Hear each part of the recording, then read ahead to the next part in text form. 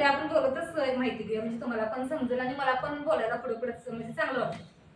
तर त्यांना पेन्शन अशीच नाही दिली, कारण त्यांचा जो पगार होता, त्यांचा पगार भले 50,000 असू दे किंवा 1,00,000 असू दे, त्यातून त्यांचं 10% जात होतं फंडाला, म्हणून त्यांना आता पेन्शन मोठी आहे. आपण खातो तेच घेतो ना, पण आपल्याला पगार आहे का? आपण सरकारी जॉबवाले आहेत का? आपण आपला कामधंदा काही पण करतो, पण सरकारचा असा विचार आहे कमी घरात बसणारी लेडीज सुद्धा काही ना काही आता उद्योगधंदा करते, मग ती कमीत कमी 100 रुपये तर मिळवते. मग त्यातलं फक्त आपल्या म्हातारपणासाठी 20 रुपये ठेवायचे बाजूला, बरोबर? दिवसाचे 20 रुपये तर महिन्याचे झाले किती? 600 रुपये. मग आपल्याला हप्ता आहे फक्त 600 रुपये, बरोबर?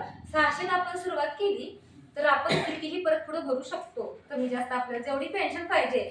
समजा माळी मॅडमसाठी 50,000 पेन्शन पाहिजे, तरी सुद्धा तुम्ही 50 ते 10,000 रुपये भरू शकता, सॉरी 5 ते 10,000 भरू शकताय. ते आपल्यावर आहे, आपल्याला पेन्शन किती पाहिजे त्याच्यावर आहे, बरोबर? तर आता आपण काय करणार आहे, हप्ते भरायचे. मग कुठे भरायचे? कधी सर येतील, कधी